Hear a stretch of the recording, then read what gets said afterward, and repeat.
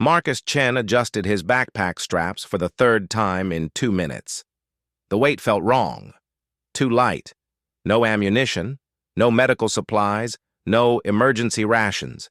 Just textbooks and notebooks and a calculator that seemed more foreign to him than the quantum rifles he'd mastered on Kepler 442b. "You look like you're about to breach a hostile compound," Sarah Martinez whispered beside him. Her dark hair was pulled back in a simple ponytail instead of the tactical braid she'd worn for 18 months. "Relax, Marcus.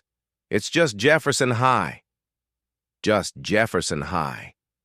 Marcus almost laughed. He'd led a squad through the crystal caverns of Proxima Centauri while being hunted by Zephyrian Deathstalkers. He'd survived the siege of New Geneva when the hegemony's plasma artillery turned the sky purple for 3 straight days. But standing in front of a suburban high school at 7:30 in the morning made his hands shake. The morning sun cast long shadows across the parking lot where teenagers clustered around cars and lockers, their voices creating a constant buzz of conversation. Marcus watched them laugh and complain about pop quizzes and weekend plans, and felt like he was observing an alien species. "Thompson, Martinez, Chen." The voice behind them was crisp and familiar. They turned to see former Lieutenant, David Thompson approaching. At 19, he looked older than most of their teachers would. His jaw was set in that particular way that meant he was fighting down memories. "Ready for this?" Sarah snorted softly. "Define ready. I know 17 different ways to disable a hegemony battle mech, but I have no idea what trigonometry is." "It's math," Marcus offered. "I think." "Helpful." Thompson checked his watch, a habit from when timing meant the difference between life and death for his squad. "Remember what command said. We blend in. We adapt. We complete our education and transition back to civilian life." The words sounded hollow. They'd all received the same briefing when they'd been discharged from the United Earth Defense Force 3 weeks ago. The war was over. Humanity had won. The hegemony had surrendered and retreated to their home systems. The teenage soldiers who'd fought in the final push could return to their interrupted lives. Except their lives hadn't just been interrupted. They'd been completely rewritten. Marcus had been 15 when the recruiters came to his school. The hegemony had broken through the outer colony's defenses, and Earth needed every able-bodied human who could hold a weapon. Age requirements had been flexible. He'd lied about his birthday, but so had half his graduating class at boot camp. Now, at 18, he had more combat experience than most career soldiers. He could field strip a pulse rifle blindfolded, navigate by dead reckoning across 3 different types of alien terrain, and had personally eliminated enough hegemony forces to qualify for medals he'd never receive. The missions were classified. The war was classified. As far as the civilian world knew, the 3 of them had been at a special boarding school for gifted students. The first bell rang, a shrill electronic sound that made all 3 of them tense. Combat conditioning died hard. "All right," Thompson said. "We meet for lunch. Compare notes. If anyone asks about the boarding school, stick to the cover story. Elite academic program, very exclusive, lots of theoretical studies." Marcus nodded and headed toward the main building. The hallways were chaos. Students pushed past each other, locker doors slammed like gunshots, and the entire place smelled of cleaning chemicals and teenage anxiety. He found his first class, American History, and slipped into a seat in the back row. The teacher, Mrs. Patterson, was a pleasant-looking woman in her 40s who spent the first 10 minutes of class explaining their semester project on World War II. Marcus listened with growing surrealism as she described the largest conflict in human history and its impact on global politics. She had no idea that 3 years ago, humanity had fought a war that spanned 12 star systems and claimed over 2 million human lives. She couldn't know that the technology in the smartphone she used to take attendance was based on captured hegemony designs, or that the reason Earth had enough rare Earth elements to manufacture those phones was because human forces had seized the mining operations on Tau Ceti III. Mr. Chen, Mrs. Patterson's voice cut through his thoughts. Would you care to share what you know about the Pacific Theater? Marcus blinked. The entire class was staring at him. The Pacific Theater was a major front in the war between American and Japanese forces, characterized by naval battles and island-hopping campaigns. Very good. And what do you think was the most significant battle of that campaign? The most significant battle. Marcus thought of the Battle of Kepler Station, where 3 human destroyers had held off an entire hegemony fleet long enough for civilian transports to escape. He thought of the ground assault on Vega Prime, where he'd watched Thompson rally a broken squad and lead them through 8 hours of urban warfare against superior numbers. Midway, he said finally, the turning point where intelligence and strategy overcame numerical superiority. Mrs. Patterson smiled. Excellent analysis. You must have paid very close attention at your previous school. Marcus managed a tight smile. Something like that. The rest of the class passed in a blur of dates and treaties and political consequences that felt microscopic compared to what he'd lived through. When the bell rang, Marcus found himself grateful for the chaos of changing classes. It was easier to move with purpose when everyone else was moving too.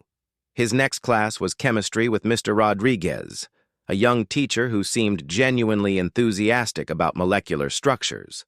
Marcus found the material surprisingly engaging. Understanding how different elements combined and reacted had direct applications to explosives and alien biochemistry. Now, who can tell me what happens when you combine potassium and water? Mr. Rodriguez asked. Several hands shot up, but Marcus was already thinking about the potassium-based compounds in Zephyrian atmospheric processors and how human engineers had figured out how to turn them into improvised weapons. It creates a violent reaction, he said without raising his hand. Highly exothermic. The hydrogen gas produced can ignite explosively if there's an ignition source. Mr. Rodriguez raised an eyebrow. That's very detailed. Have you worked with chemical reactions before? You could say that. Marcus caught himself before he could mention the time his squad had used a modified version of that same reaction to breach a hegemony bunker on Europa. After chemistry came English literature, where they were starting a unit on war poetry. Marcus sat through readings of Wilfred Owen and Siegfried Sassoon, poems about trenches and gas attacks and the hollow-eyed stare of men who'd seen too much. These poets were writing about the psychological impact of warfare, the teacher, Ms. Harper, explained. The way combat changes a person fundamentally. Can anyone relate to that experience? The question hung in the air. Marcus felt every muscle in his body tense. Around him, his classmates shifted uncomfortably or made jokes about violent video games. None of them had ever held a dying friend in their arms. None of them had been forced to make split-second decisions that would determine who lived and who died. It's like they're speaking a different language, a girl in the front row said. I mean, I can read the words, but I don't really get it, you know? Marcus's hands clenched into fists under his desk. Different language. They had no idea. The lunch bell finally rang, and Marcus escaped to the cafeteria. He found Thompson and Sarah at a corner table, both looking as shell-shocked as he felt. How's everyone adjusting? Thompson asked quietly. Sarah pushed her tray away. I calculated 17 different entry and exit points in my biology classroom, identified 3 potential weapons, and planned defensive positions for a squad of 8. When the teacher asked me about cellular mitosis, I almost described how hegemony bioweapons work. Marcus nodded grimly. I keep expecting enemy contact. Every time someone walks up behind me or a locker slams, My hand goes for a sidearm that isn't there. Thompson was quiet for a moment, stirring his soup without eating it. Command said this would be an adjustment period. They said we'd adapt. Command said a lot of things, Sarah muttered. They said the war would last 6 months. They said we'd have adequate support. They said we saved humanity, Marcus interrupted, and we did. Yeah, Sarah's voice was bitter. And now we get to pretend it never happened while we learn about the Pythagorean theorem and write essays about summer vacation. The rest of lunch passed in tense silence. They were 3 soldiers trying to pretend to be teenagers, and it felt like the hardest mission any of them had ever undertaken. The afternoon brought physical education, which should have been a relief. Finally, something physical, something that made sense. Instead, Marcus found himself holding back during every drill. When they ran laps, he had to consciously slow his pace to avoid lapping the entire class. During the push-up competition, he stopped at 30, even though he could have easily done 300. Coach Williams praised his natural athleticism and suggested he try out for the wrestling team. Marcus almost laughed. He'd been trained in 7 different forms of hand-to-hand combat, including techniques specifically designed for fighting in low gravity against opponents with different physiological structures. He could probably incapacitate the entire wrestling team simultaneously without breaking a sweat. But he just nodded and said he'd think about it. The final class of the day was Modern World Issues, taught by Mr. Hendricks, a passionate teacher who spent the period discussing global conflicts and international relations. He talked about territorial disputes and resource wars and the challenges of maintaining peace in an interconnected world. The key to understanding modern conflict, Mr. Hendricks said, is recognizing that we live in an unprecedented era of global communication and cooperation. Never before in human history have we been so connected, so aware of our shared challenges. Marcus stared out the window at the parking lot where normal teenagers were having normal teenage problems. Mr. Hendricks had no idea that just 3 years ago, human civilization had been hours away from complete extinction. He didn't know that in classified facilities around the world, human scientists were reverse engineering alien technology that would revolutionize everything from medicine to space travel. He didn't know that the 3 new students in his school had helped save not just their own species, but had earned humanity a place among the galactic community as equals rather than vassals. "Mr. Chen," Mr. Hendricks said suddenly, "you seem deep in thought. What's your take on international cooperation?" Marcus looked up, meeting the teacher's expectant gaze. For a moment, he considered telling the truth, explaining that he'd fought alongside soldiers from every nation on Earth, that he'd seen what humans could accomplish when they worked together against an existential threat. Instead, he said, "I think people are capable of more than they realize, when they have to be." Mr. Hendricks nodded approvingly. "Well said. Sometimes it takes a crisis to bring out the best in us." If only you knew, Marcus thought. The final bell rang at 3:15, and Marcus joined the stream of students heading for the parking lot.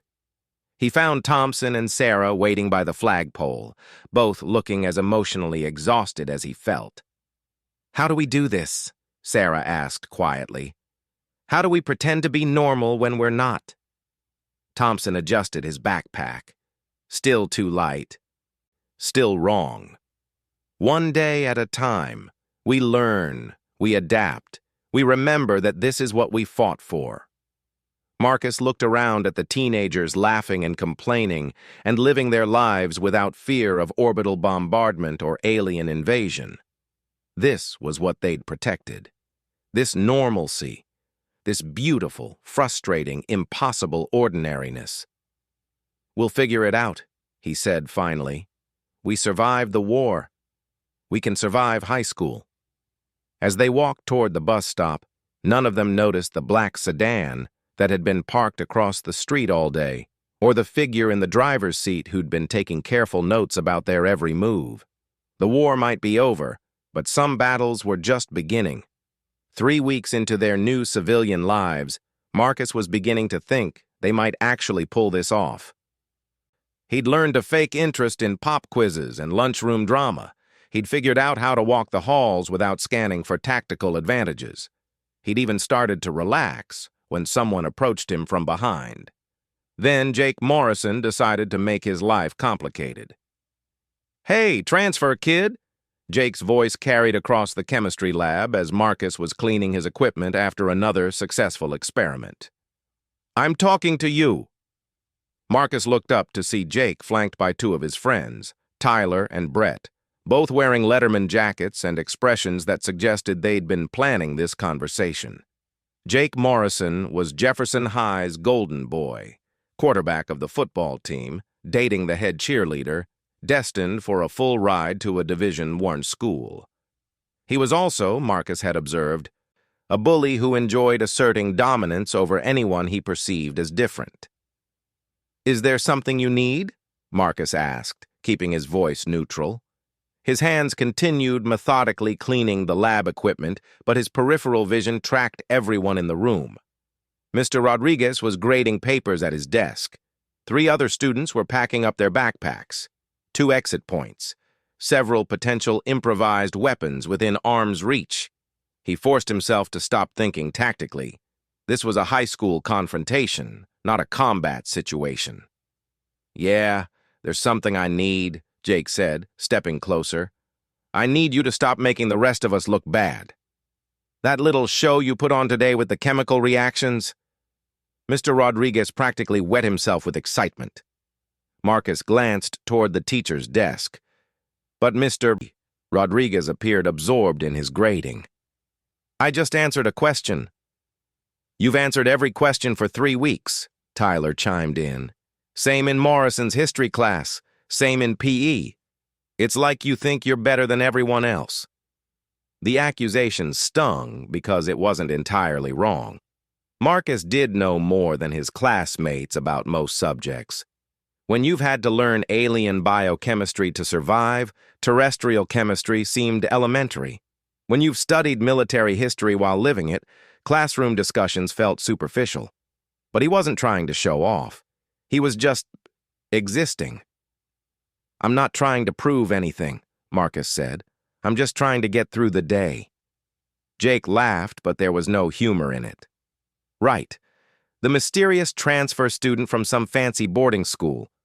Let me guess, your parents are loaded and you think you're slumming it with the regular kids?" Marcus almost smiled at that. His father was a mechanic and his mother worked at a grocery store.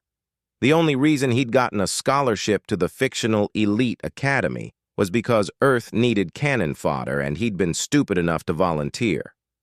"It wasn't like that," he said. "Then what was it like?" Brett stepped forward, crowding Marcus against the lab bench. "Because you sure don't act like a normal 17-year-old. You walk around here like you're in the military or something."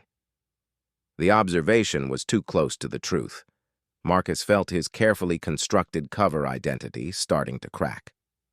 "I don't know what you mean." "I mean, you stand like you're at attention half the time. You scope out every room like you're planning an escape route. And yesterday in the cafeteria, when that freshman dropped his tray, you moved like you thought we were under attack."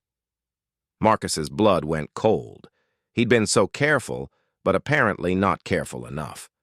When Billy Henderson's lunch tray had crashed to the floor with a sound like incoming artillery, Marcus had instinctively dropped into a defensive crouch and started scanning for threats. He'd caught himself within seconds, but apparently someone had noticed. "You're paranoid," he said, but his voice sounded weak even to himself. "Am I?" Jake leaned in closer, and Marcus caught the scent of expensive cologne mixed with the metallic tang of sweat. "Because my dad knows people in the military, real people, not the fake ones at your imaginary boarding school. And he says there's no way a normal kid moves like you do." The blood in Marcus's veins turned to ice water. If Jake's father was asking questions, if he had military connections, then their cover might be compromised. Command had assured them that all records were classified, that their service would remain secret, But classification meant nothing if the wrong people started digging. I don't know what you think you— What I think, Jake interrupted, is that you're lying about something. And I don't like liars. The lab door opened and Sarah Martinez walked in. She took one look at the situation. Marcus backed against a lab bench, 3 bigger students crowding him, tension thick in the air, and her posture shifted almost imperceptibly. To anyone else, she might have looked like a concerned friend. Marcus recognized the stance of someone preparing for combat. Is there a problem here? Sarah's voice was carefully neutral, but Marcus heard the steel underneath. No problem at all, Jake said without turning around. Just getting to know our new classmate better. That's nice, Sarah said, moving closer. Her backpack slid off her shoulder, and she held it loosely in one hand, positioned where she could swing it as a weapon if necessary. Marcus, we should probably get going. Thompson's waiting. At the mention of Thompson's name, Jake finally turned around. Thompson? The other transfer kid? David Thompson, Sarah confirmed. Why? Because he's been asking questions around school, about security procedures, emergency protocols.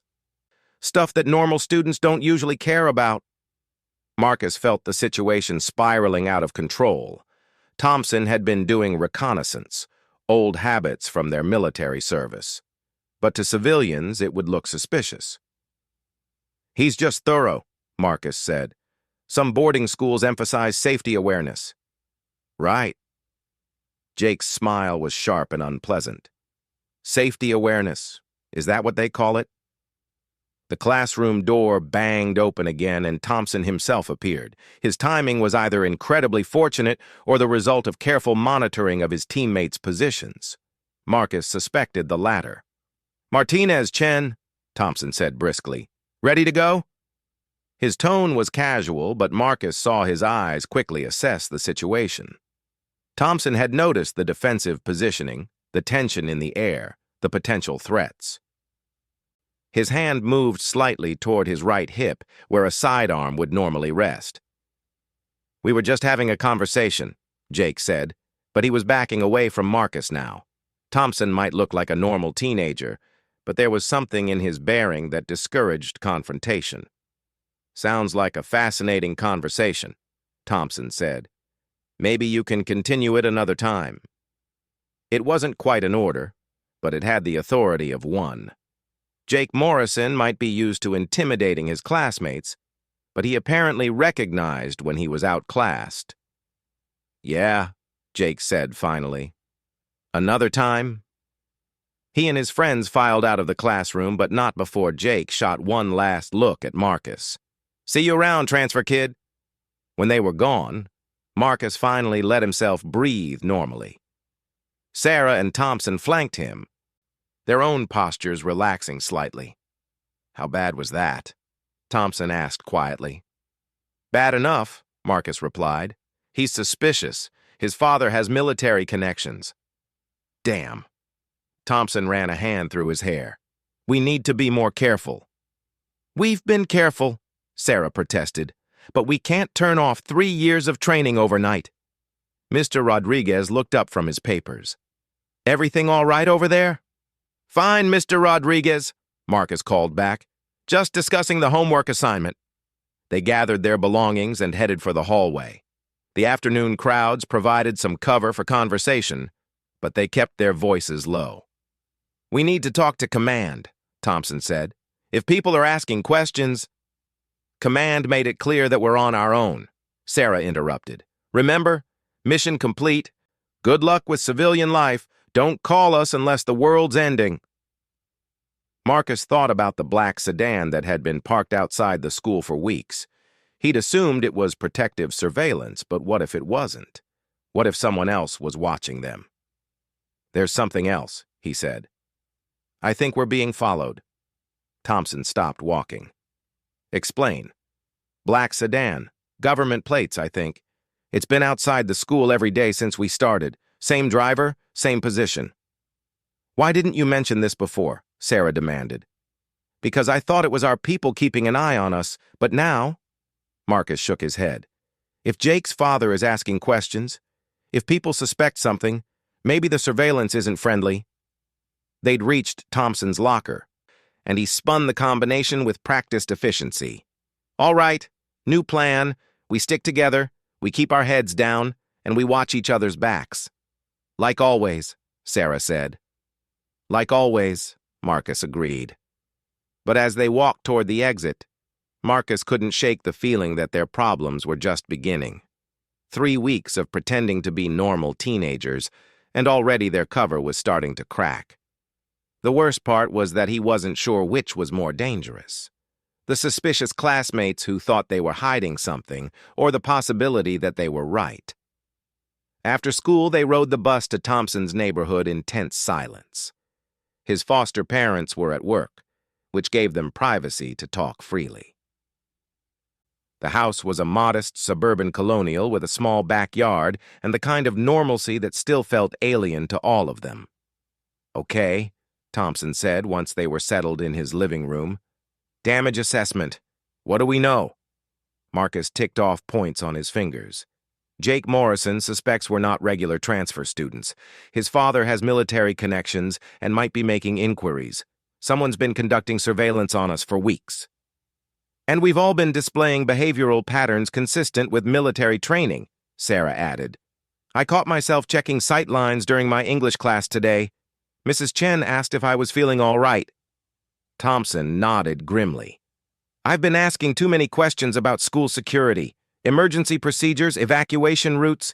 It seemed like basic situational awareness, but to civilians it looks suspicious, Marcus finished. We need to change our behavior patterns, act more like normal teenagers. How? Sarah laughed bitterly. We don't know how to be normal teenagers. We never were normal teenagers. It was true. Marcus had enlisted at 15, Sarah at 16, Thompson at 17. They'd missed proms and dating drama and college applications and all the experiences that defined adolescence.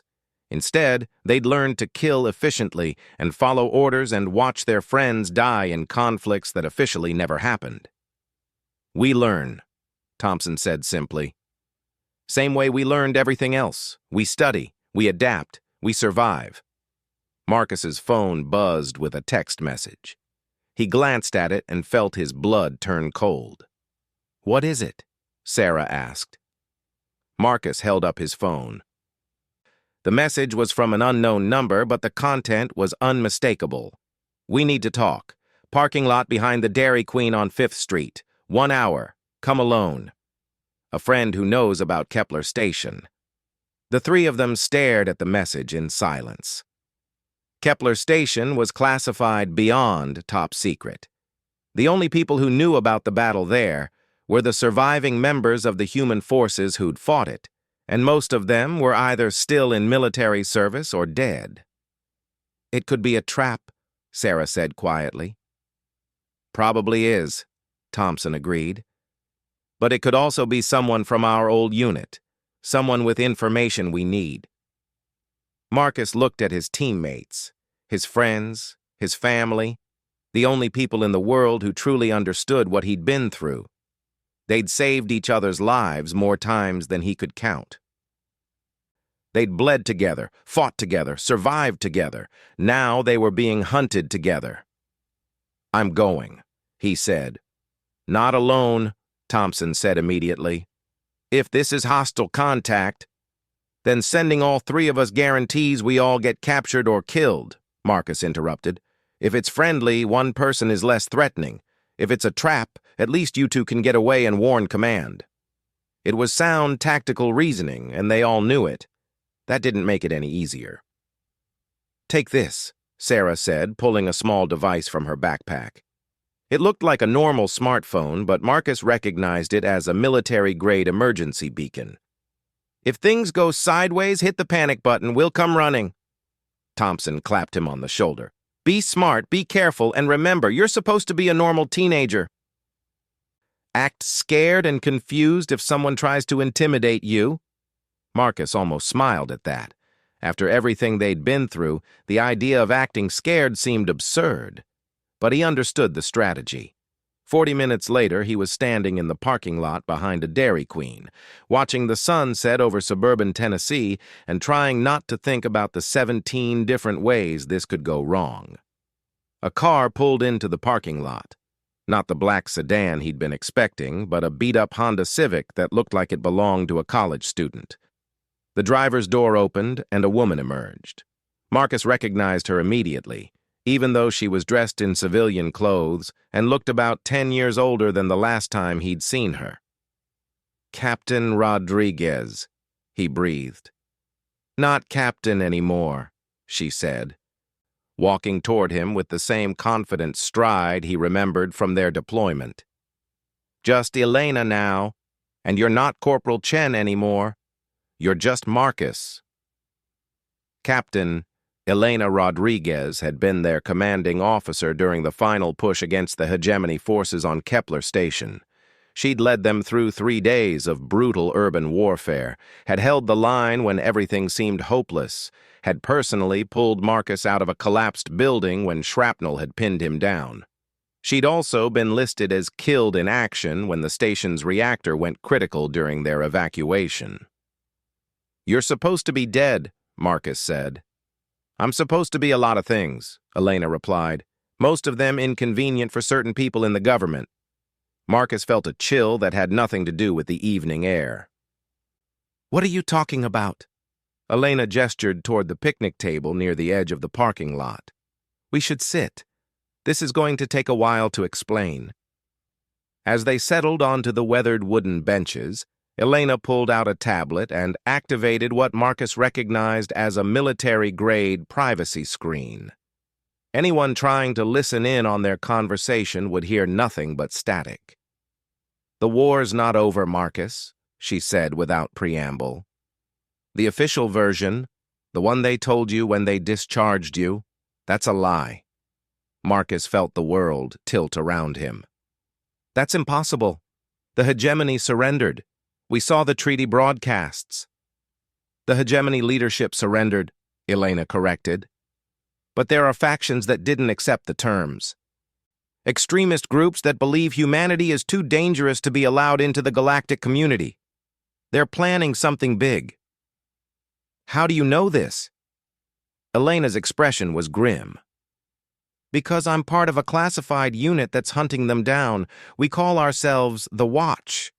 Former UEDF personnel who officially died in action but were recruited for ongoing operations." The implications hit Marcus like a physical blow. "They faked your death." "They faked a lot of deaths. Anyone with the skills and experience necessary for long-term covert operations against hegemony extremists." Elena paused. "They wanted to recruit you 3 as well. What stopped them? You were too young. Even for classified operations, 15-year-old agents were considered problematic." Elena's smile was bitter. "So they decided to discharge you with cover identities and let you live normal lives. Then why are you here?" Elena's expression grew even more serious. "Because the extremists have found you. All 3 of you. They know who you are, what you did during the war, and they're planning to use you as leverage." Marcus felt like he'd been punched in the stomach. "Use us how?" "Human war heroes captured and executed on live broadcast across the galaxy. It would be a powerful symbol for their cause, proof that humanity can be defeated, that our victory was temporary." The parking lot suddenly felt exposed and dangerous. Marcus found himself scanning for potential threats, old habits asserting themselves. "The surveillance," he said. "The black sedan." "That was us," Elena confirmed. "We've been watching over you, trying to keep you safe. But our resources are limited, and the extremists are moving faster than we anticipated." "How much danger are we in?" "Immediate. They have operatives on Earth. Human collaborators who believe the extremists' propaganda about humanity being a threat to galactic peace." Elena leaned forward. "The attack will come within the next few days." Marcus thought about Sarah and Thompson, sitting in suburban safety while danger closed in around them. "What do we do?" "You have 3 options," Elena said. 1. We extract you immediately. New identities, new lives, constant protection. And the other options? 2. You help us end this threat permanently. Join the Watch. Use your skills to hunt down the extremists before they can strike. That's only 2 options. Elena's expression was grave. 3. You do nothing. You go back to your normal teenage lives and hope we can protect you. But if we fail... She didn't need to finish the sentence. Marcus understood the stakes. I need to talk to the others, he said. Of course, but Marcus? Elena stood up, her posture shifting back into the commanding officer he remembered. Whatever you decide, decide quickly. Intelligence suggests they're moving against you tomorrow. Tomorrow. Less than 24 hours to choose between safety, duty, and almost certain death. Marcus walked back toward Thompson's house with Elena's emergency contact information burning in his pocket and the weight of impossible decisions crushing down on him. Behind him, in the growing darkness, a second car started its engine and began to follow at a discreet distance. But this time, it wasn't the friendly surveillance Elena's people had been providing. The hunt had begun. Marcus barely slept that night. Every sound outside Thompson's house made him tense. Cars passing on the street, dogs barking, the neighbor's sprinkler system cycling on. By morning, his nerves were frayed, and his decision was made. He found Thompson and Sarah in the kitchen, both looking as exhausted as he felt. Thompson's foster parents had already left for work, giving them privacy to discuss their impossible situation. I keep thinking about what Elena said, Sarah said without preamble. About us having 3 choices. But really, we only have one. Thompson nodded grimly. We're soldiers. We don't run from threats. Marcus felt a surge of relief. He'd hoped they'd reach the same conclusion. But part of him had worried that his teammates might choose the safety of extraction over the danger of fighting back. Option 2, then, he said. We join the Watch. Agreed, Thompson said. But first, we need to survive today. They spent the next hour going over their emergency protocols, making sure each of them had Elena's contact information and discussing contingency plans. If the attack came at school, they'd need to protect their classmates while fighting an enemy that most people didn't even know existed. The irony wasn't lost on Marcus. They'd spent weeks trying to blend in with normal teenagers, and now they might have to reveal their true nature to save those same teenagers' lives. The bus ride to school felt like riding into battle. Marcus kept his head down and tried to look like a normal student worried about a math test, but his eyes constantly scanned for threats. Every passenger, every car that passed them, every person on the sidewalk was a potential enemy. When they reached Jefferson High, everything looked normal. Students clustered around lockers, teachers hurried toward classrooms with coffee cups and lesson plans, and the morning sun cast the same familiar shadows across the parking lot. Marcus almost let himself believe that Elena had been wrong about the timing. Then he saw Jake Morrison waiting by the main entrance, flanked by 2 men in suits who definitely weren't teachers. Contact, Marcus murmured to his teammates. Front entrance, Morrison plus 2 unknowns. Sarah followed his gaze. Those aren't school security. Thompson's expression hardened. They're too well dressed, too alert, military-bearing disguised as civilian. The 3 of them stopped walking, assessing the situation. Other students flowed around them toward the school entrance, oblivious to the danger. We need to warn Elena, Sarah said. First, we need to get these people away from innocent civilians, Thompson replied. If they're planning something inside the school... Marcus made the decision. I'm going to talk to them, draw them away from the building. Not alone, Sarah said immediately. Together, then, but carefully. We're still supposed to be normal teenagers, remember? They approached the entrance with the casual stride of students arriving for another ordinary day. Jake Morrison noticed them first, his expression shifting from smug satisfaction to something that looked almost like fear. "Marcus," Jake called out. "These gentlemen would like to speak with you, all three of you." The two men turned toward them, and Marcus got a better look at their faces. They were human, but there was something wrong about their expressions. Their smiles were too wide, their eyes too bright, and their movements had the subtle wrongness of people trying to imitate human behavior. Marcus had seen that look before, on Vega Prime, when hegemony infiltrators had tried to pass themselves off as human civilians. "Collaborators," he whispered to his teammates. The realization sent ice through his veins. These weren't just human traitors. They were humans who'd been altered somehow, modified to serve the extremist cause. Marcus Chen, Sarah Martinez. "David Thompson," the first man said, his voice carrying a slight electronic distortion. "You will come with us now." "I don't think so," Thompson said, his tone casual but his posture shifting into a defensive stance. "This is not a request," the second man said. "Your presence is required for the greater good of galactic peace." Around them, students were beginning to notice the confrontation. Marcus saw Jake Morrison backing away, his face pale, as he realized he might have gotten involved in something beyond his understanding. "Look," Marcus said, raising his hands in what appeared to be a gesture of surrender, but was actually the opening position for a disarming technique. "I think there's been some kind of mistake."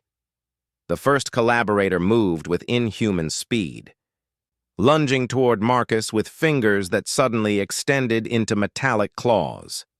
Marcus dropped under the attack and came up with his elbow driving toward his attacker's solar plexus, but the blow that should have dropped a normal human barely staggered the modified enemy. Screams erupted from the students around them as the second collaborator went after Sarah.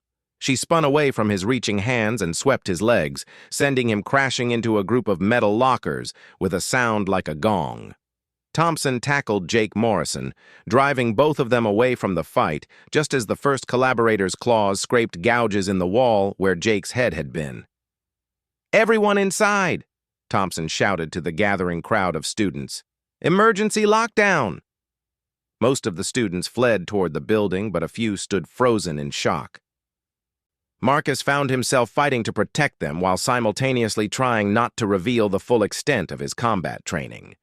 The problem was that his opponent wasn't bound by the same limitations. The collaborator's enhanced strength and speed made him a dangerous adversary, and his metallic claws could shred through Marcus's backpack and jacket without effort. Marcus rolled away from another swipe and came up with a chunk of concrete from the decorative border around the flagpole. He hurled it at his attacker's head, connecting with a satisfying crack that sent the collaborator staggering backward.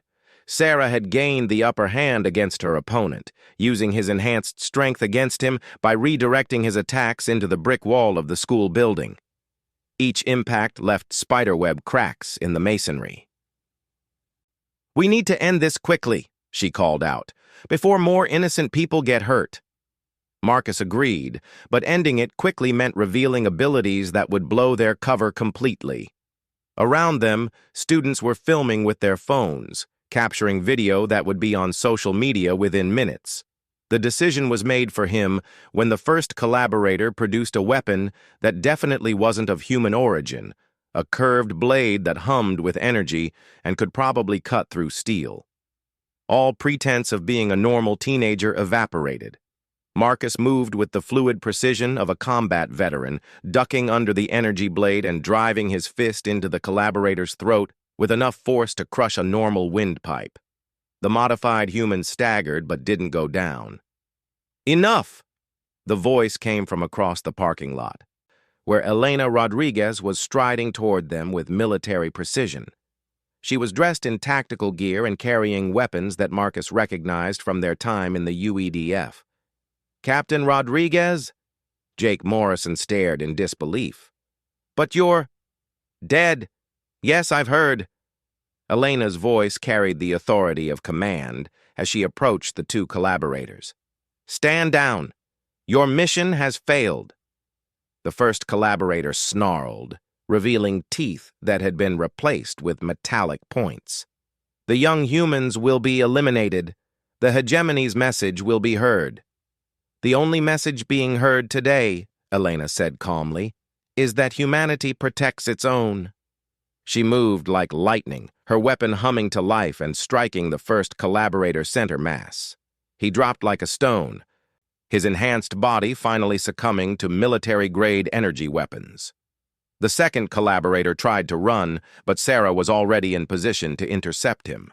She caught him in a joint lock that would have been impossible without her enhanced training, holding him immobile until Elena could apply restraints that looked like they'd been designed specifically for capturing modified humans. "Cleanup crew is en route," Elena said, speaking into a communicator at her throat.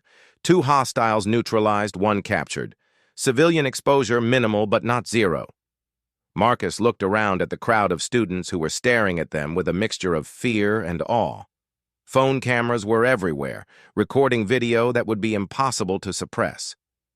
"So much for maintaining our cover," Sarah muttered. Thompson helped Jake Morrison to his feet. The quarterback looked shaken, but uninjured. "What the hell just happened?" he demanded. Elena holstered her weapon and walked over to address the crowd of students. "What happened here is classified under the Global Security Act of 2157. Anyone who shares video, images, or details of this incident will be subject to prosecution under federal law." It was a bluff. No such law existed. But it was delivered with enough authority that several students immediately started deleting their recordings. "The 3 students you know as transfer students are actually military veterans," Elena continued. "They've been living under protective cover while transitioning back to civilian life. The individuals who attacked them today were part of a terrorist cell that has now been neutralized." Jake Morrison stepped forward, his usual arrogance replaced by something that looked like respect. "You're all soldiers?" Marcus exchanged glances with his teammates. There was no point in denying it now. "We're soldiers," he said. "We served in a classified conflict. We just want to finish school and live normal lives." "Normal?" Jake laughed, but there was no mockery in it. "Dude, you just took down 2 guys with claws and metal teeth using your bare hands. That's not normal. That's incredible." Around them, other students were nodding in agreement. Instead of fear, Marcus saw admiration in their faces, respect, even gratitude. "You protected us," a girl from his chemistry class said quietly. "You could have run, but you stayed to protect us." Marcus felt something shift inside his chest. For weeks, he'd been hiding from his true nature, ashamed of the violence he'd done and the person the war had made him. But these students didn't see a broken veteran pretending to be a teenager. They saw heroes who'd put themselves at risk to protect innocent people. "We should probably clear the area," Elena said diplomatically. "My cleanup crew will handle the scene, but you 3 need to come with me for debriefing." Marcus started to follow her, then paused. Jake Morrison was still standing there, looking uncertain and more human than Marcus had ever seen him. "Jake," Marcus said, "I'm sorry about lying to you. About the boarding school, the cover story, all of it." Jake shook his head. "Don't apologize. I was suspicious because you guys seemed too good at everything. Now I know why." He held out his hand. "Welcome to Jefferson High, for real this time." Marcus shook it, surprised by the genuine warmth in Jake's grip. "If you do stay," Jake added, "you should definitely try out for the wrestling team. I'm pretty sure you'd dominate." Marcus almost smiled. "I'll think about it." The cleanup took several hours. Elena's team was efficient and thorough, removing all traces of the enhanced weapons and the bodies of the collaborators. The captured enemy agent was transported to a secure facility for interrogation. Marcus, Sarah, and Thompson spent most of the afternoon in a temporary command center that had been set up in an unmarked van, being debriefed by Elena and her superior officers. "The immediate threat has been neutralized," Elena reported. "Intelligence indicates this was a small cell operating independently. There's no evidence of a larger coordinated effort." "What about our cover?" Thompson asked. Half the school saw us in action. We're working on that, Elena's superior said. He was a thin man with prematurely gray hair and eyes that had seen too much. Official story is that you're veterans of a classified peacekeeping mission. Heroic service, honorable discharge, now trying to complete your education. Is that enough? Sarah asked. It's close to the truth, the man replied. The best cover stories always are. They were released back to school just as the final bell was ringing.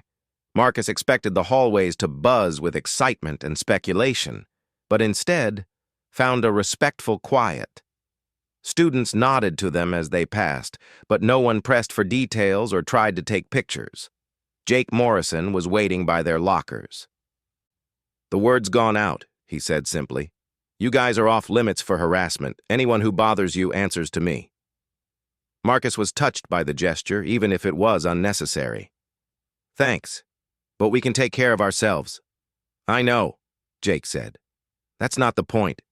You're part of Jefferson High now. We take care of our own.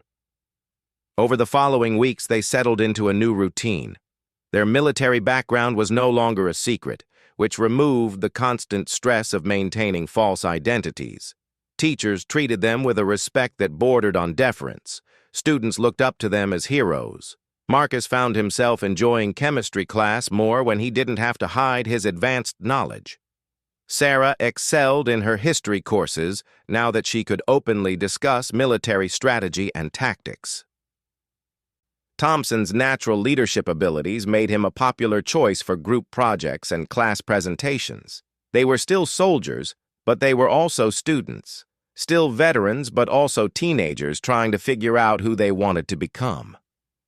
Elena's offer to join the watch remained open, but for now, they were content with their current mission, learning to be human again, one normal day at a time. 3 months later, Marcus stood in the same spot where the attack had occurred, watching new students arrive for their first day at Jefferson High. The concrete had been repaired, the scorch marks painted over, and life had returned to normal. Mostly normal. You ready for another year of this? Sarah asked, appearing beside him with Thompson close behind. Marcus adjusted his backpack, still too light, still missing the weight of military equipment, and smiled. Ready as I'll ever be. They walked toward the main entrance together, 3 former soldiers who'd found their way home. Not to the place they'd left, but to something better, something worth fighting for. Behind them, a new student was struggling with his locker combination, looking lost and overwhelmed. Marcus recognized the expression, the same one he'd worn on his first day. Need some help? Marcus asked, turning back. The boy looked up gratefully. Yeah, thanks. I'm new here. Transfer student. Welcome to Jefferson High, Marcus said, holding out his hand. You're going to fit in just fine. As they helped the new student find his classroom, Marcus realized that Elena had been right about one thing. The war wasn't really over. It had just changed form.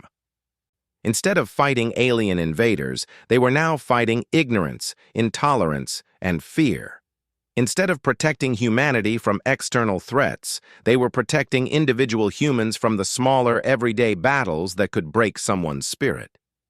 It was a different kind of service, but it was still service. Still a mission worth completing. And for the first time since he'd enlisted at 15, Marcus Chen felt like he was exactly where he belonged.